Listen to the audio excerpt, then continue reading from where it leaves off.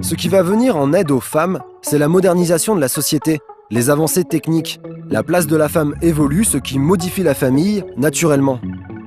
Dans les années 70, se précipite un changement qui a des racines tout de même anciennes et profondes. La France, qui était un pays très rural, s'est progressivement urbanisée. Il y a eu des changements. Vous savez, quand on dit Moulinex libère la femme, mais est-ce qu'on imagine ce que ça a changé d'avoir des machines à laver? Je crois qu'on imagine plus ce que c'était que le linge autrefois. Et puis la tertiarisation du travail, le fait que les femmes, elles avaient travaillé dans les fermes.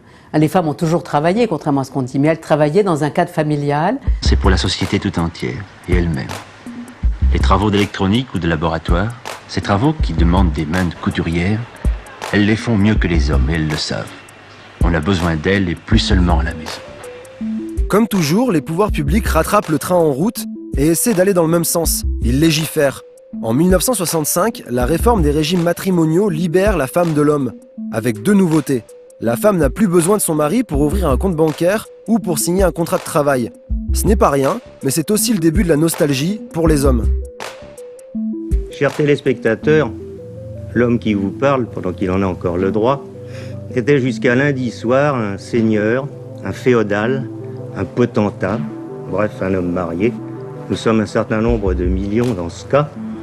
Depuis mardi matin, notre règne est fini. Une nouvelle loi est entrée en application. C'est la loi qui réforme les régimes matrimoniaux, qui donne aux femmes un certain nombre de droits nouveaux. Et la débandade continue. En 1970, la loi sur l'autorité parentale supprime définitivement le patriarcat. Le mari ne pourra plus prendre les décisions.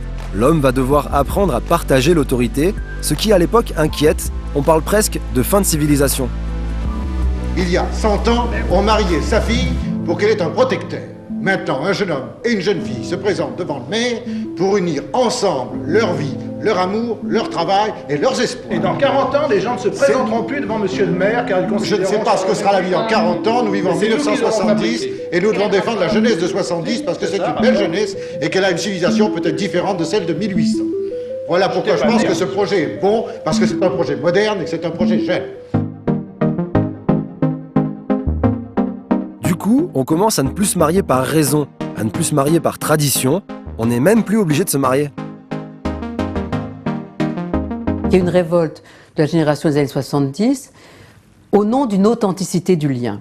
Ça n'est pas un rejet du mariage comme ça, c'est l'idée, il y a plus important, c'est l'authenticité de la conversation amoureuse.